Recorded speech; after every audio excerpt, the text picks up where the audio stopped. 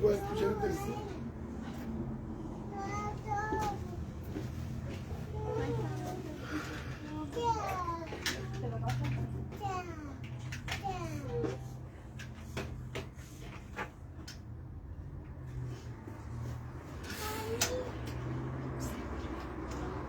Bien, como hablábamos recién, ¿no es cierto?, en la continuación de esta serie, vamos a estar meditando hoy día, como leíamos recién, en Lamentaciones, capítulo 1, versículo 12. Y haciendo un poquito de contexto, ¿no es cierto?, al domingo anterior, donde meditábamos en el Salmo 22, donde David expresaba, ¿no es cierto?, unas palabras poético-proféticas, los lamentos, los sufrimientos, pero asimismo concluía con unas frases de victoria, en que aquella obra también había sido acabada, aquella obra había sido concluida, y había, ¿no es cierto?, la redención en la victoria de Cristo sobre la muerte. Así que, bajo esta, ¿no es cierto?, perspectiva, bajo esta visión, ¿no es cierto?, poética, vamos a seguir analizando, vamos a seguir meditando en lo que ha sido, ¿no es cierto?, la cruz a través de la palabra del Señor. Y aquí en Lamentaciones, capítulo 1, versículo 12, dice: ¿no os conmueve a cuantos pasáis por el camino? Mirad y ved si hay dolor como mi dolor, que me ha venido, porque Jehová me ha angustiado en el día de su ardiente furor. Amén. Y aquí podemos ver, ¿no es cierto?, el libro de Lamentaciones, que yo estoy casi seguro, a pesar de ser un libro muy corto, yo creo que no lo hemos leído completo, pero les invito y les animo a que lo puedan leer.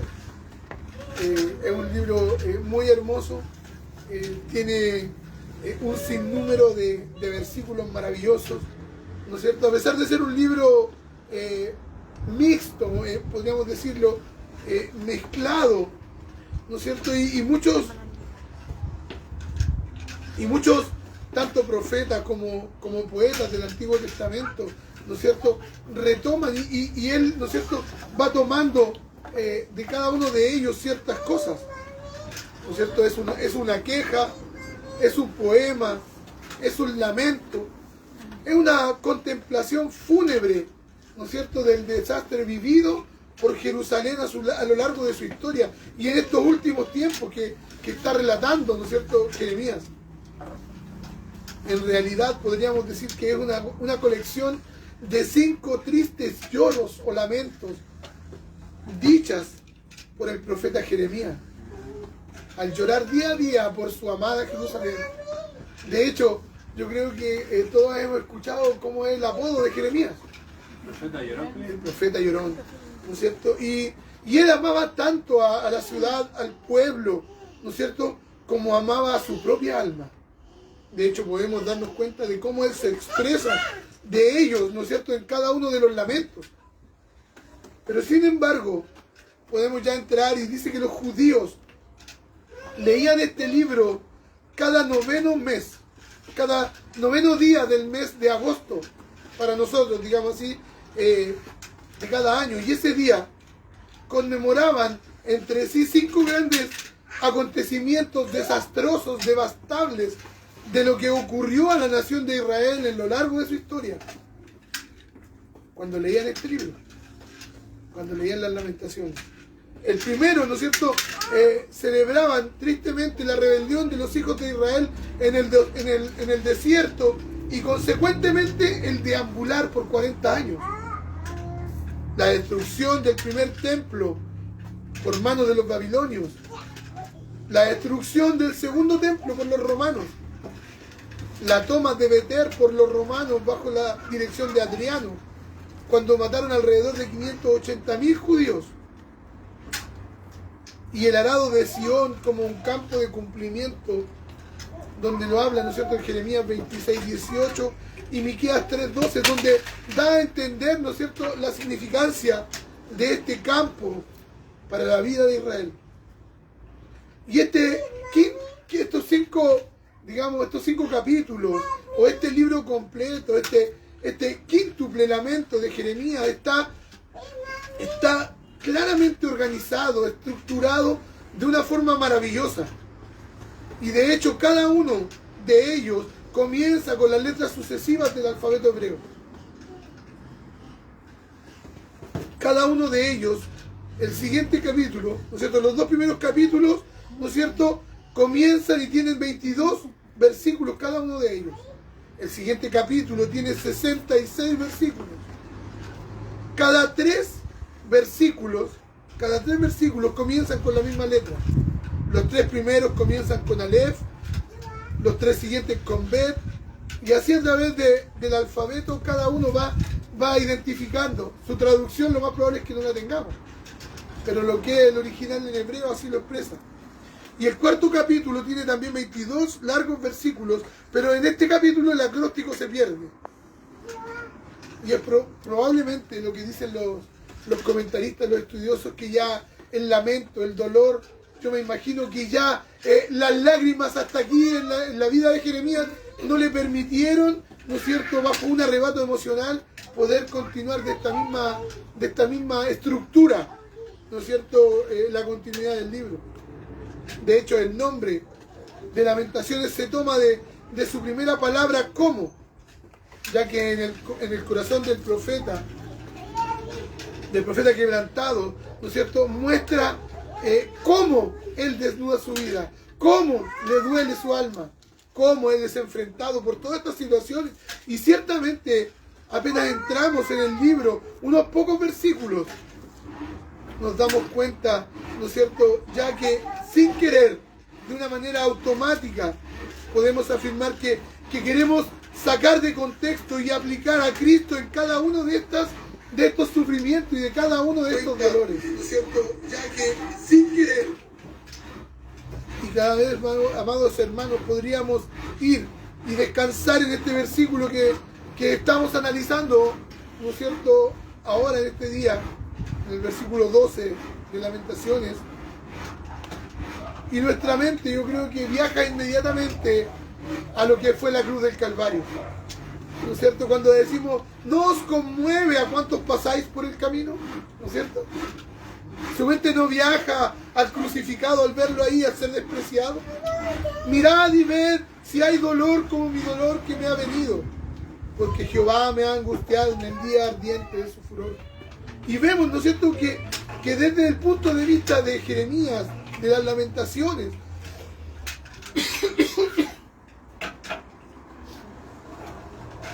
cada uno de los sufrimientos expresados, ¿no es cierto?, en este libro, en el de Lamentaciones, tienen una relación, o una similitud, o un parecido, directamente con lo que Cristo padeció en la cruz del Calvario. De hecho, el bosquejo es el mismo. Hay una multitud insensible, hay un hombre triste llorando, un misterio supremo. Podemos imaginarnos a Jeremías en una desdicha, tristeza, quebranto, angustia, ¿no es cierto?, absoluta, destruido. Y de hecho había sido, ¿no es cierto?, cuando él fue llamado a su ministerio profético, siendo aún muy joven, desde un principio, de muy joven, su ministerio fue marcado. Él debía predecir la ruina y la oscuridad a sus compañeros, a sus conciudadanos judíos. Una labor no grata, ¿no es cierto? Hablábamos, ¿no es cierto?, de muestra a Cristo. Y él estaba mostrando quizá una situación absolutamente dolorosa, triste. El juicio se estaba acercando. Y podemos recordar esto, ¿no es cierto?, en el año 13º del rey Josías. Un rey que hizo lo mejor que pudo para llamar al pueblo al arrepentimiento a Dios, para que pudiese venir este pueblo apóstata de aquel tiempo de regreso en arrepentimiento ante el Dios Todopoderoso. Jeremías pudo ver cómo era, pudo ver cómo los nobles esfuerzos de aquel rey eran en vano constantemente, ya que siempre, ¿no es cierto?, ellos se volvían a su pecado. Aún así continuó predicando hasta su captura en Jerusalén en el 5º mes del 11º año del reinado de Sedequías. 14 años de dolor en el corazón. Y ciertamente sus sufrimientos eran tan grandes, eran tan devastadores en su vida, que Dios le dijo al profeta, hasta tal punto, cuidando su vida, le dijo: tú no te debes casar. Porque no se podía esperar que alguna mujer pudiera compartir con él su vida de dolor, de sufrimiento, de tormento, de salir, de avanzar, de caminar, de ser torturado y de tantas cosas que era expuesto al mostrar la palabra de Dios al pueblo. Y no es de sorprender que Jeremías, ¿no es cierto?, ante esta petitorio, ¿no es cierto?, ante este requisito, por decirlo de alguna manera, que Dios le ordenó, ¿no es cierto?, él podría haberse excusado. ¿No es cierto? Él podría haber dicho: no, yo no quiero tal llamamiento, no quiero ser profeta. De hecho, hubieron muchas personas que se opusieron desde un principio a su trabajo, a su ministerio. Y fueron los hombres de Ananot, su pueblo natal, quienes le ponían trabas constantemente, incluso trataron de matarlo y lo tildaron de traidor.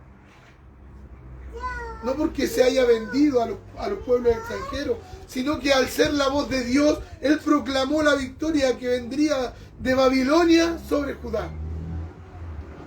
Por instar a Judá, ¿no es cierto?, a quizás entregarse sin luchar, porque Dios ya lo había establecido de esta manera.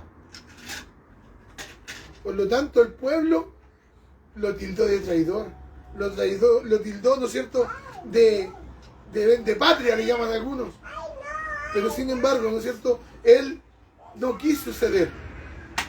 El Espíritu de Dios que guiaba la vida de Jeremías, ¿no es cierto?, lo apoyó y lo dirigió en todo. En el 4º año del malvado rey Joacim, el profeta comenzó a dictar a Baruc, el escriba. Todo esto está en Jeremías redactado. ¿Ya? Todo esto que estamos contando es un poquito de contexto para que podamos conocer un poco la historia y la vida de Jeremías, porque yo me imagino que si no hemos podido leer el libro de Lamentaciones, que son 5 capítulos menos Jeremías, que es mucho más largo. Por eso quiero darle un poquito de contexto, ¿no es cierto?, para que podamos ir entendiendo y comprendiendo esto. El profeta comenzó a dictar a Baruc, que era el escriba, todas las profecías que él había estado anunciando alrededor de casi 20 años. Y tan pronto como el libro fue terminado, el rollo fue firmado al final, Baruc, el escriba, lo llevó al templo y lo leyó ahí enfrente de todas las personas que circulaban en el templo, que iban para allá, que iban para acá. Pero sin embargo, el rey tomó el rollo, lo fiscalizó, ¿no es cierto?, le prestó atención a algunas páginas, las tomó en cuenta, otras no. Pero sin embargo vino, agarró los escritos, este libro, lo cortó en pedazos con un cuchillo y lo quemó. Y claramente Jeremías estaba esperando que ocurriera esto. Joacim no era un buen rey. Era la respuesta lógica, ¿no es cierto?, ante tales escritos, ante tales advertencias y ante tales designios de Dios lamentables para el pueblo de Israel. Yo me imagino que el rey no quería que el pueblo entrara en pánico al darse cuenta que venía tanta angustia, tanta esclavitud, tanta conquista por otros países, por otros pueblos. Pero sin embargo, en Jeremías no hubo decepción, no hubo depresión, ni se echó a morir, ni se acostó a dormir para siempre. Sino que él vino, se puso en pie y se puso a escribir otro rollo, otros escritos, y más largo que el primero. Y por esto, debido a esto, el sacerdote de aquel tiempo, Pasur, lo tomó preso y lo puso en el cepo. Lo iba a matar.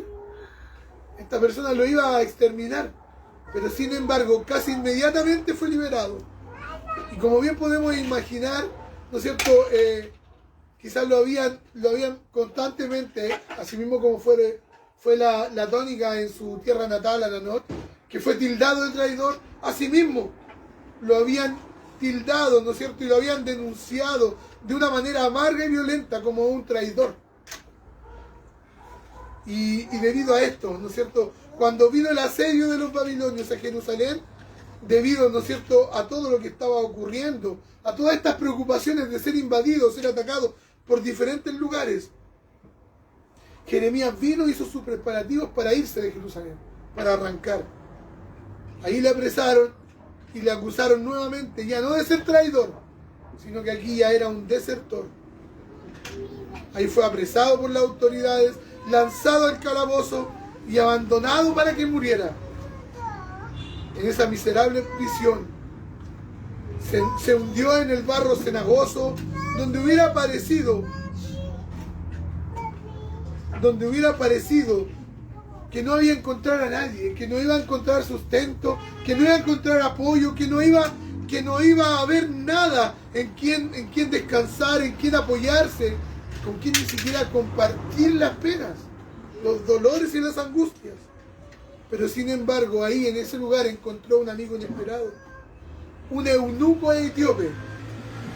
Y este hombre que servía, ¿no es cierto?, que atendía aquellos lugares, este hombre persuadió al rey para que sacara a Jeremías de aquel horrible lugar, de aquel horrible foso. Y una vez más se le envió custodiado a la corte, a la guardia de la corte. Y lógicamente por los designios de Jeremías, lógicamente por las profecías dadas por Jeremías, ¿no es cierto?, en contra del pueblo de Dios y a favor de los babilonios. Los babilonios en aquel tiempo lo consideraron como un amigo, como un aliado. Y aquí podemos ver nuevamente la providencia de Dios, la soberanía de Dios, que no permitió que su profeta, la voz que tenía en aquel tiempo, muriese, ¿no es cierto? Sino que Dios, organizando todo, tuvo bien a aquellas personas le pudieran guardar, ¿no es cierto?, a Jeremías. Cuando tomaron, ¿no es cierto?, a Jerusalén, deportaron a muchas personas, a muchos judíos, a muchos israelitas, y entre ellos también estaba Jeremías por esta situación. Pero sin embargo, debido a que él profetizaba victoria de los babilonios sobre Israel, era puesto en libertad. Una y otra vez ocurrió esto mismo. Y no mucho tiempo después el comportamiento de estos mismos judíos que habían dejado en libertad trajeron la misma desgracia nuevamente a Israel. Y era un círculo constante. Israel era libertado y caía en esclavitud. Era libertado, empezaba a avanzar, se sentían bien y se volvían a dioses y eran esclavizados. Y esto, amado hermano, fue trayendo un montón de situaciones de dolor y de angustia. Y en aquellos tiempos, ya cuando esta situación, ¿no es cierto?, de conquista babilónica sobre el pueblo de Israel, ya podríamos decir que ya estaba en sus últimos anuncios proféticos, en sus últimos tiempos. Así pues podemos visualizar también que este profeta desolado, que quizás concurría a alguna esquina, ¿no es cierto?, de Jerusalén, para poder hablar, para poder levantar, para poder advertir juicios inminentes y venideros, aún así fue objeto de odio, de oprobio, de desprecio, de oídos sordos.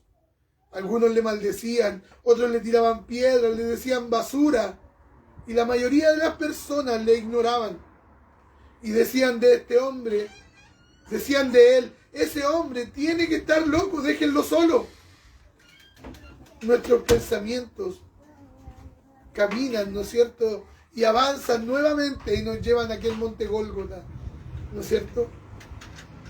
Y vemos nuevamente, quizás en nuestra mente, quizás con nuestros ojos cerrados, al varón experimentado en dolores, despreciado, que quizás le dijeron loco, que le dijeron que lo despreciaron y lo trataron quizás de diferentes maneras. Y viene quizás en la misma ciudad y hay quizás los mismos pecados involucrados. Quizá un gobierno diferente está sobre la multitud que también ya no son los mismos. Pero están las mismas personas desarrollando, las mismas situaciones, otras personas. Y comparamos, ¿no es cierto?, involuntariamente y de forma automática las grandes lamentaciones que tuvo el corazón de Jeremías con las que también presentó el Señor en la cruz del Calvario. Y podemos ver, sin embargo, que a la luz de estos mismos sufrimientos y en esta comparación, en esta, ¿no es cierto?, similitud, claramente los lamentos, los tormentos, las situaciones, el desespero, la angustia de Jeremías son absolutamente insignificantes en comparación con las de Cristo. Y podemos ir viendo, amado hermano, esta multitud insensible, este gentío que despreciaba claramente la situación que estaba viviendo el pueblo. Y este sitio de ejecución, este monte, ¿no es cierto?, que fue testigo de aquella cruz, de aquel madero cruzado, donde fue colgado Cristo, que tenía forma de calavera, fuera de los muros de Jerusalén, con quizá un camino bien cercado, bien marcado, quizá un camino polvoriento, lleno de piedras,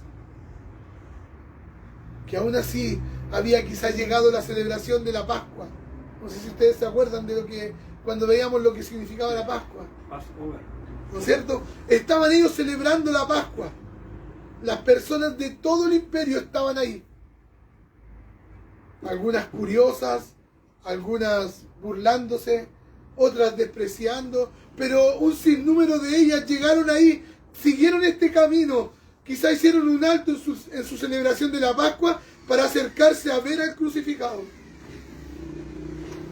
Para poder acercarse y ver aquel cartel que estaba sobre Cristo, sobre su cabeza, donde decía Jesús Nazareno, Rey de los judíos. Y muchas personas que se unieron a coro, a una voz, en un mismo grito, en un mismo coro de odio y de desprecio, quizás se dirigían hacia Él, se conducían donde el crucificado, no con el fin de apoyar en su dolor, sino que con el único propósito de burlarse, de despreciarle, de destruirle, más de lo que Él ya estaba padeciendo. De hecho, el título Jesús Nazareno, Rey de los judíos, había hecho hervir a las autoridades judías, a los del Sanedrín, al sumo sacerdote y a todas estas personas. Pero sin embargo, el gobernador romano se negó a retirarlo. Era una burla cínica a los judíos y le daba una especie de amarga satisfacción a los gobernantes romanos en contra de los judíos, haciendo alusión a que este era su rey, a que este era el que los gobernaba, y que habían acabado con este hombre ahora, habiendo quizás firmado su certificado de muerte, su sentencia ya de destrucción para siempre. Pero aún así, amado hermano, podemos darnos cuenta,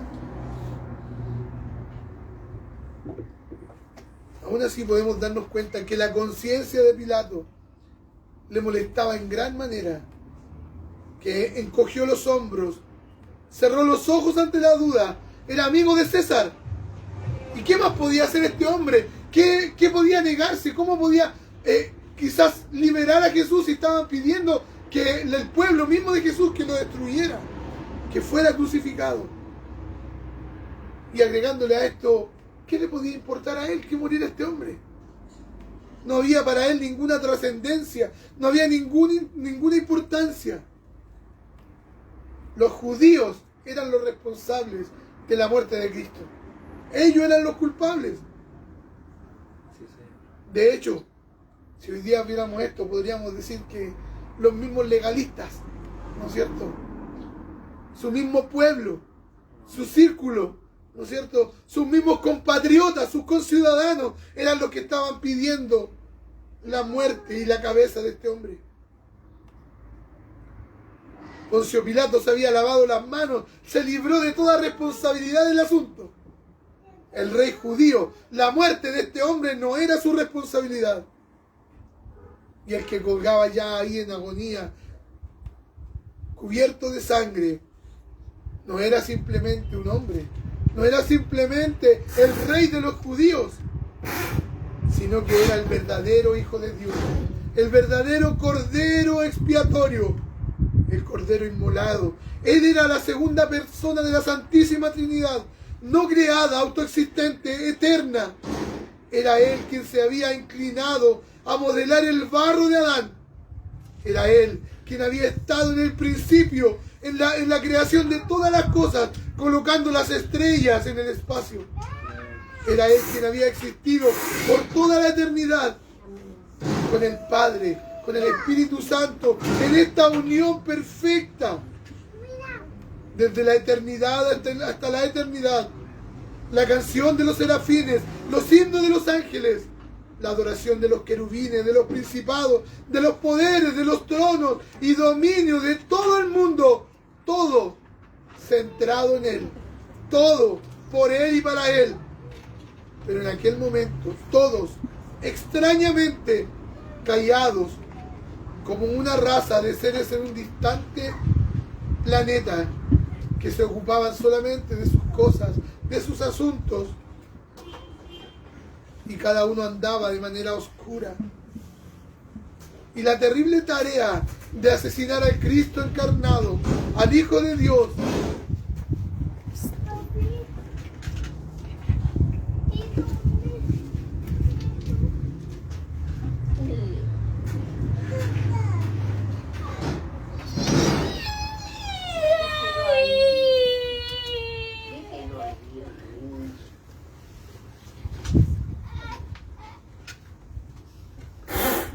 en cuanto a los hombres, martillaban insensiblemente sus sufrimientos en este madero cruzado, expuesto, ¿no es cierto? Y como en un sinnúmero de ocasiones, la palabra del Señor lo dijo, esto se ha cumplido para que las Escrituras, ¿no es cierto?, tengan validez. Entonces los que pasaban o los que se apresuraban en su camino descuidadamente, indiferentes a sus sufrimientos o insensibles, se paraban un momento, ya sea para lanzarles polvo, piedras, maldecían o contaban quizás algún chiste obsceno, burlándose, riéndose del crucificado. Por eso esta multitud insensible para ellos no significaba nada. Para ellos este día, ¿no es cierto?, era como cualquier otro. No tenía ninguna trascendencia. Para aquellas personas no tuvo ninguna importancia. Pero hasta este día, las personas que pasan de largo por aquella misma situación, quizás no viendo claramente, ¿no es cierto?, al crucificado, pero entendemos, ¿no es cierto?, que a lo largo de la historia y de estos tiempos son muchísimos, incontables, millones podríamos decir. Y a lo mejor usted me va a decir quiénes son. Muchos van a los cultos, a las iglesias. Muchos se gozan en la historia maravillosa que relatamos en la palabra del Señor. Pero aún así pasan de largo. Aún así para ellos no significa nada y no tiene importancia alguna en sus vidas. Aún así hasta este tiempo hay personas de su mismo círculo, de su misma entorno, por decirlo de alguna manera, que son insensibles y desprecian todos aquellos dolores que el crucificado ha tenido. Pero sin embargo, ¿no es cierto?, podemos continuar la lectura y dice, la segunda frase dice, mirad y ved si hay dolor como mi dolor que me ha venido. Y las palabras mirad y ved claramente sugieren una necesidad mucho más cuidadosa, mucho más detallada de lo que está ocurriendo. No es solo un mirar y pasar, sino que está invitando a poder tener una inspección diligente, detallada, cautelosa de cada una de las situaciones que están ocurriendo. Hay más de lo que cualquier ojo superficial puede ver.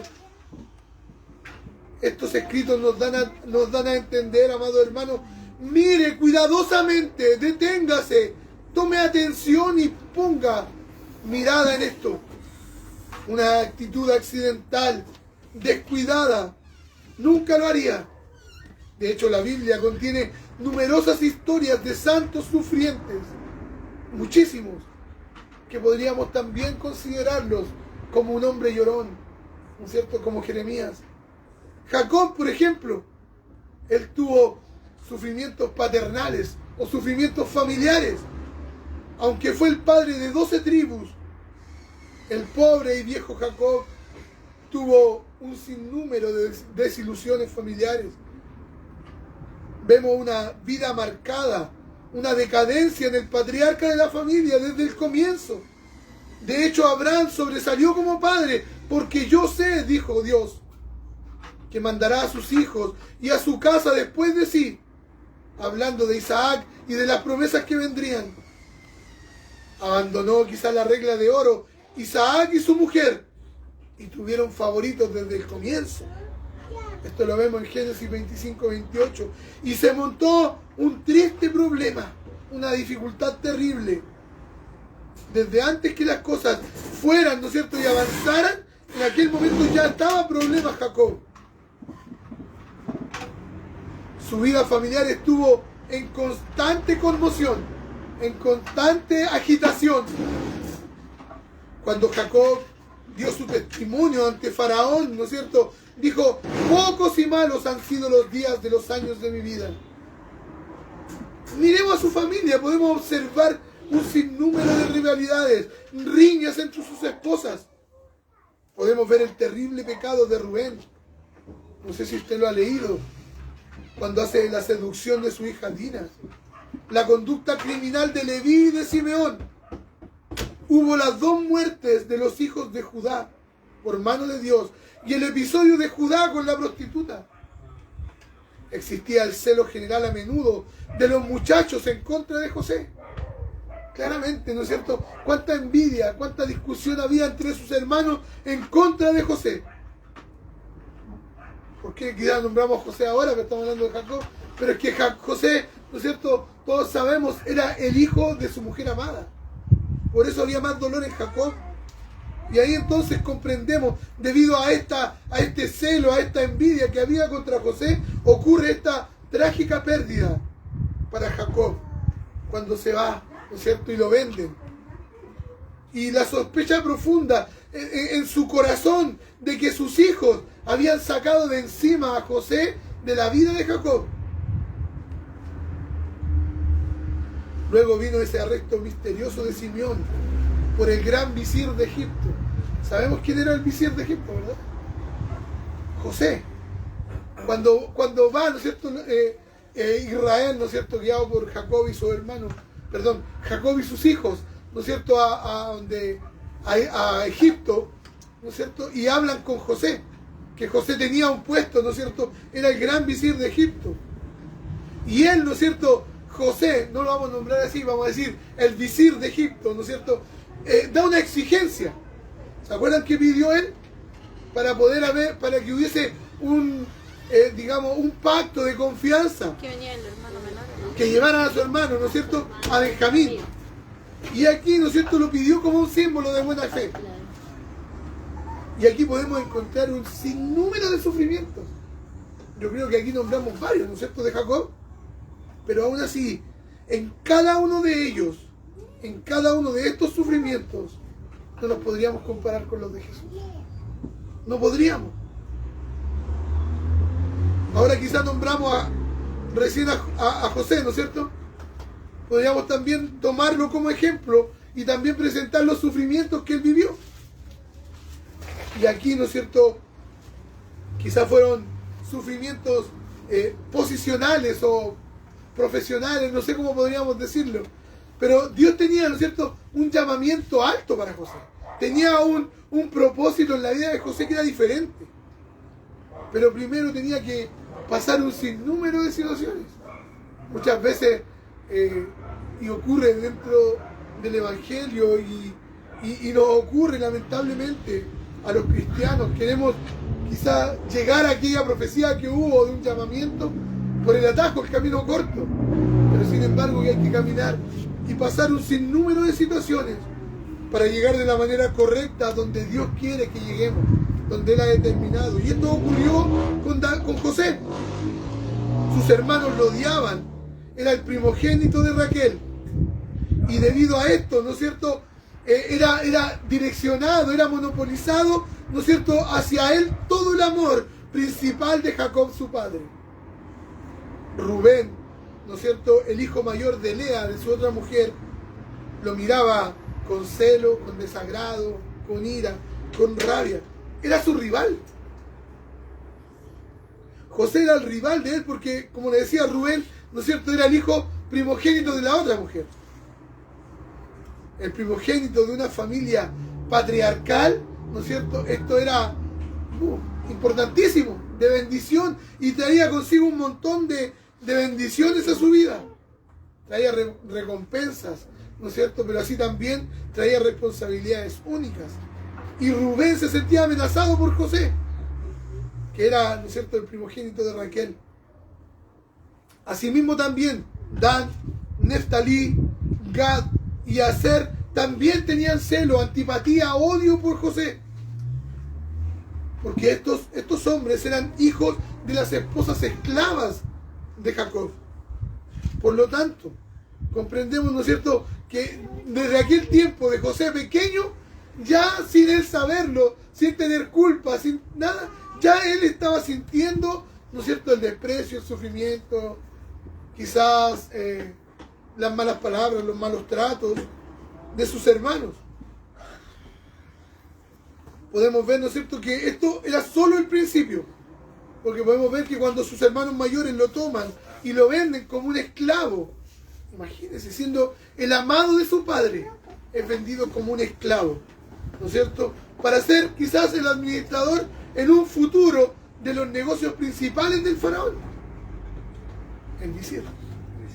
¿Entienden? O sea, ya, ¿no es cierto?, podemos ver que ya empezó a pasar un sinnúmero de situaciones, un sinnúmero de sufrimientos, de dolencias, de angustias. Podemos ver que se enfrentó a un montón de pruebas. La esposa de un hombre trató de seducirlo y cuando él se resistió, se negó, esta mujer lo acusa de que él lo había querido violar. Y este hombre, el esposo de aquella mujer afrentado, ¿no es cierto?, toma venganza y lo acusa y lo ponen en prisión. Y ahí estuvo un montón de tiempo, despreciado, abandonado, olvidado por todos. Quizá ya en él, resignado a que el término de sus días serían en aquella lúgubre prisión, triste, fría. Pero sin embargo, ¿no es cierto?, fue en aquel lugar donde se encontró con un mayordomo, el mayordomo principal del faraón, ¿no es cierto?, y le hizo la promesa de que cuando pudiese hablar con faraón iba a hablar para que lo sacaran de aquel lugar. Y así fue, ¿no es cierto?, y podemos ver que ya llegó al lugar, ¿no es cierto?, donde Dios le había tenido ordenado un sinnúmero de dolores, un sinnúmero de situaciones tristes, ¿no es cierto? Y uno piensa en las acusaciones que hubieron sobre él. Quizá cuántos años estuvo en la cárcel, cuántos años estuvo en dolor, enfermo y un montón de situaciones solo. Pero tampoco estos sufrimientos son comparados con los de Cristo. Son suaves, son superficiales. A lo mejor podemos decir, pero es que él no perdió nada, ¿no es cierto? José no perdió una cosa, pero si vamos y analizamos la vida de Job, aquí la providencia de Dios, ¿no es cierto?, ordenado todo, permitido todo, cayó sobre él un sinnúmero de situaciones, una cosa tras otra, sin ninguna explicación, sin nada que lo organizara. No estuvieron los hermanos para organizar algo, no, nada, simplemente fue la vida, ¿no es cierto?, que estaba destinada para él. Perdió en un día su gran fortuna, en una noche desastrosa hubo un incendio, murieron sus hijos, perdió su salud, perdió la comprensión de su esposa. Sus amigos vinieron para compadecerse de él. Y entonces se quedaron ahí sermoneándolo, criticándolo, atormentándolo. Y ahí Job, ¿no es cierto?, lloró, oró, peleó, reclamó, pataleó, quizá tantas cosas. Pero no había explicación a tanto sufrimiento, a tanta angustia, a tanto desespero que hubo en su vida. Fue acusado hasta que toda esta situación era por su pecado. Todos estos sufrimientos. Pero sin embargo, la gran cadena de sufrimientos, tormentos y dolores que vivió Job no se pueden comparar tampoco con los de Cristo. Podemos también pasar por Jonás, que aquí, ¿no es cierto?, fueron sufrimientos correctivos, punitivos, ¿no es cierto?, debido a la respuesta de lo que sus actos habían hecho. Lo podemos ver en un barco, en alta mar, en una fiera tempestad. Todos asustados, todos angustiados porque veían todos que iban a perecer. Pero sin embargo, mi mente viaja un poquito y me imagino yo a Jonás amarrado a un mástil del barco, abrazado, luchando por su vida, luchando para no morir, para que pasara esta tempestad y poder salir, ¿no es cierto?, victorioso de esta situación.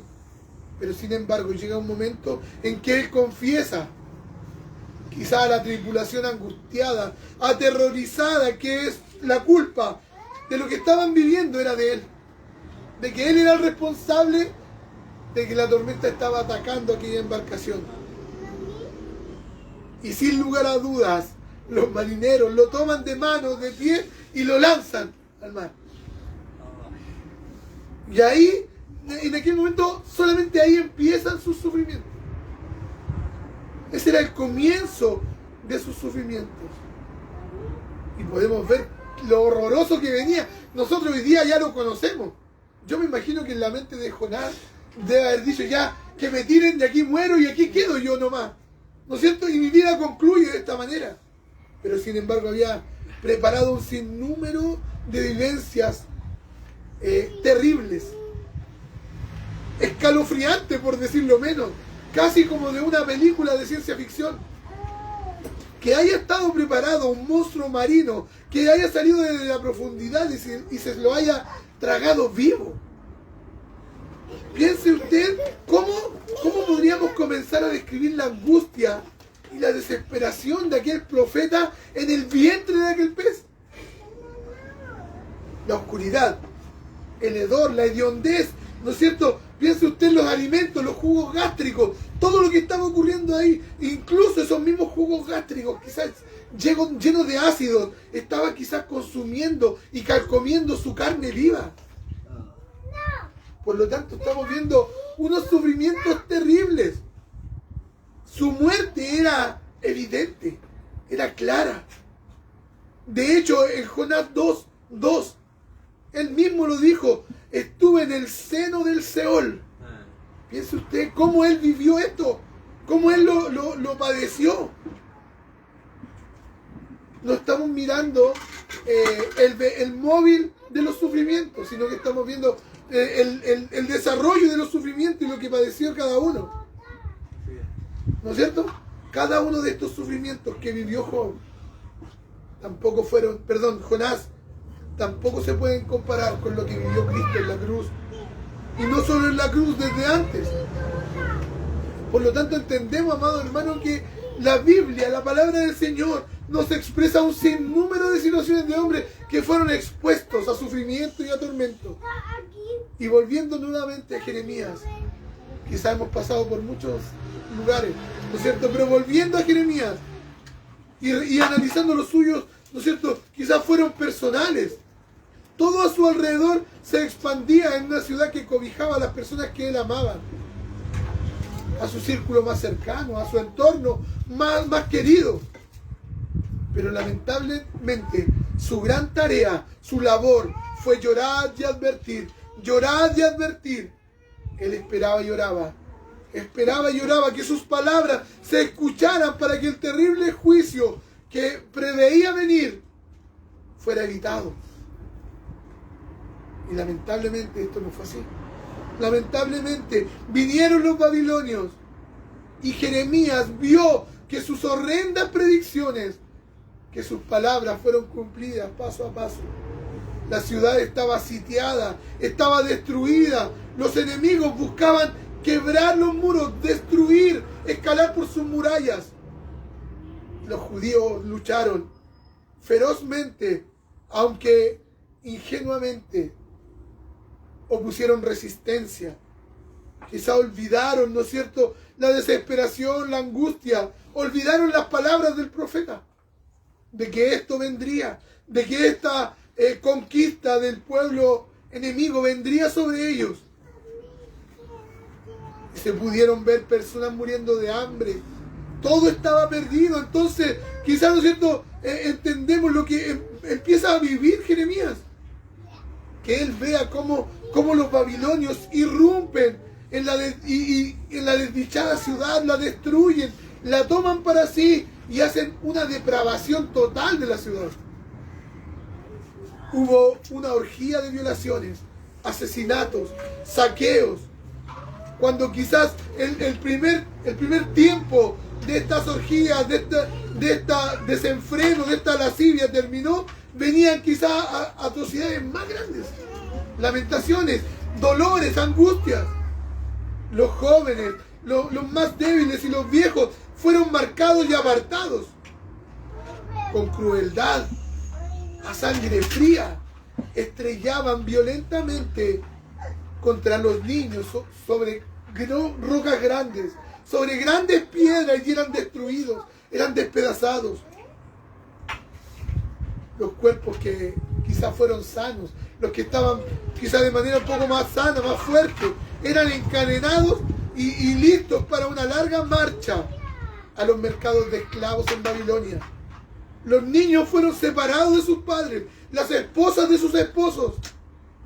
Los traficantes de esclavos destruían la piel de los esclavos con látigos, y a la más leve provocación, quizás a la más leve levantar de su cabeza, eran absolutamente castigados. Aún así, Jeremías se mantuvo en su trabajo, de pie y llorando, una y otra vez. De hecho, en los versículos iniciales de este libro de Lamentaciones, escribe el horror, la desesperación de todo. Dice, no hay descanso, no hay consuelo. Por cada lágrima que los cautivos gimientes derramaron, él derramó también una lágrima. Él también derramó una angustia. Ningún dolor como mi dolor, escribió. Piense usted la vivencia de Jeremías. Él lo recibió. Él supo que iba a ocurrir esto. Y más encima lo transmitió. Ya lo vivió nuevamente. Y después lo ve. Es un dolor terrible el que su vida, el profeta, tuvo que padecer. Ningún dolor como mi dolor. Pero aún así estaba equivocado. Podemos nuevamente quizás caminar este camino trillado, cercado, ¿no es cierto? Y mirando aquel monte que tenía forma de calavera, donde estaba el madero cruzado y Cristo colgado de aquel lugar, en esa colina alta, en aquella cruz donde todos lo veían, y clavado en agonía, en angustia, empapado en sangre. Y podemos ver verdaderamente, como dice la palabra del Señor, ciertamente era el varón experimentado en dolor y quebranto. Todos los sufrimientos expresados no eran nada en comparación a lo que Cristo estaba viviendo. Ya era el fin de un largo camino. La marea alta de sus sufrimientos comenzó antes del tiempo, cuando quizás las cámaras de la eternidad, cuando predestinaron y ordenaron esto que iba a suceder, desde aquel momento en que Cristo tomó el papel del Redentor por una raza perdida, destruida y arruinada, ya su sufrimiento empezó a comenzar. Y se encumbró, fue puesto en el lugar más alto, donde entró en tribulación, congojas, al ver el sufrimiento, la agonía de la vida del hombre llena de pecado y llena de maldad, en que en toda esa situación Él era el que iba a ser expuesto. Podemos ver, ¿no es cierto?, cómo Él ve que en todas las cosas a su alrededor existían las marcas del pecado y de la muerte, el sufrimiento del desprecio, la separación, la santidad de Dios, la ira de Dios, el juicio de Dios estaba sobre Él. Lo veíamos la semana que pasó, ¿se acuerdan? El desprecio de su Padre, que estaban todos, pero sin embargo Él estaba solo. Ahora en el Calvario, en la cruz, sus sufrimientos rebosaban. Colgaba de aquel madero, era expuesto en esta cruz, en este madero cruzado, y su corazón quebrantado, como lo escribe el autor de Hebreos, ¿no es cierto?, con gran clamor y lágrimas, Hebreos 5:7. Y podemos nuevamente volver a Jeremías y decir: mirad y ved si hay dolor como mi dolor. Y ahí podemos comprender, amado hermano, que podríamos analizar cualquier sufrimiento, cualquier dolor, cualquier tormento invivible, por decirlo de alguna manera, de los hombres que pasaron en la Sagrada Escritura, que fueron plasmados acá, y no hay comparación con el dolor. Los dolores de Jeremías, las angustias que hemos visto que han sido terribles, fueron terribles aún así, sin rendirse, desde tiempo en tiempo, pero aún así no han habido comparación con los del crucificado. Mirad y ved mi dolor que me ha venido, porque Jehová me ha angustiado en el día de su ardiente furor. Ciertamente Jeremías sí vivió de un día como ese, el día en que Jerusalén cayó y los victoriosos y vengativos babilonios irrumpieron y la ira de Dios se había contenido por un largo tiempo. Jeremías vio el amanecer y la ola del destino romperse sobre la antigua ciudad, el templo y las personas, pero nada como en el Calvario, nada como en la cruz, nada como el desprecio, nada como el abandono de su padre, nada como en el día de su enojo, en el día del furor de su ira. En el día en que Dios abandonó a Jesús en la cruz, fue el día cuando el mundo entró en una oscuridad absoluta. Cuando Jesús, el Cordero de Dios, el Hijo de Dios, en el que no había ni sombra de pecado, donde no había maldad, no había nada en él, fue hecho por nosotros pecado. Cuando el peso completo en su vida, por la culpa de nuestro pecado y de todo este mundo, cayeron sobre él, fue el día cuando de la manera sobrenatural vino sobre esta tierra una oscuridad tormentosa, y vino el grito de este hombre, este grito desgarrador que salió desde el corazón. Él sintió el desprecio y el desagrado. Dios mío, ¿por qué me has abandonado? Cuando Jacob se le quebrantó el corazón por los desobedientes, por sus desobedientes hijos, aún ahí estaba Dios con él. Cuando a José se le consumió la esperanza en el corazón, secándose su cuerpo, su vida en la prisión del faraón, aún él tenía a Dios. Cuando Jacob retorció sus manos, adolorido por su lepra, por su enfermedad, por sus hijos muertos y por todo lo que le había rodeado hasta aquel momento, aún en ese momento él todavía tenía a Dios. Cuando los tormentos de Jonás alcanzaron su clímax dentro de aquel animal en el mar, y duele y se llora y se asusta por lo que está ocurriendo tras esa oscuridad, aún ahí Jonás todavía tenía a Dios.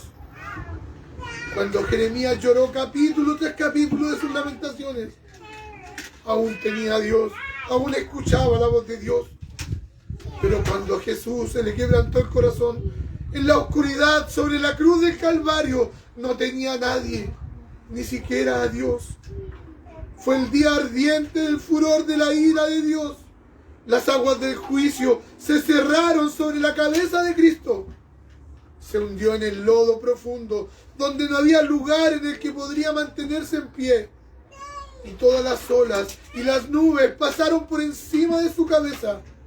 Cristo no tenía a nadie, ni siquiera a Dios. ¿Nos conmueve cuando pasáis por el camino? Mirad y ved cómo mi dolor, que si hay dolor como mi dolor que me ha venido, porque Jehová me ha angustiado en el día de su ardiente ira. Amados hermanos, podemos volvernos y ver cuán poéticamente es descrito este sufrimiento desgarrador del Salvador en la cruz. Y nos vamos dando cuenta de que el Evangelio es descrito no solo en el Nuevo Testamento, no solo por los evangelistas, no solo por Pablo, no solo en las cartas, sino también es plasmado en el Antiguo Testamento, donde gran cantidad de ellos, de hecho todos, sin número, han dado muestras, han mostrado de diferentes ópticas la salvación en Cristo Jesús, y todos nos llevan después de un grito de angustia, todos nos llevan después de un grito de desgarrador, a un grito de triunfo, a un grito de alegría, a un grito de esperanza, a un grito de vida. Tetelestai, el precio ha sido pagado.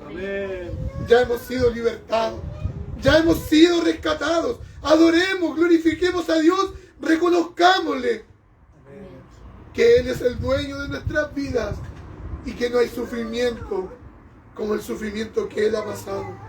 Por eso, amado hermano, debemos honrar a Cristo, debemos vivir por Él nuestra vida completa. No eso es lo que yo quiero, no es lo que a mí me gusta, no es lo que a mí me mueve, sino es lo que Cristo ha determinado para nuestras vidas.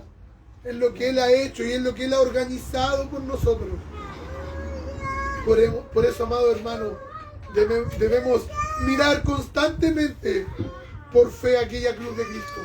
No porque Él esté ahí todavía, sino que porque recordamos que en aquel lugar Él vivió, padeció y murió la cruz, la muerte más horrenda que cualquier hombre podía vivir. Te invito, amado hermano, a que pasemos a orar. Agradezcamos al Señor por este tiempo, por su palabra y por la salvación que hay en Cristo.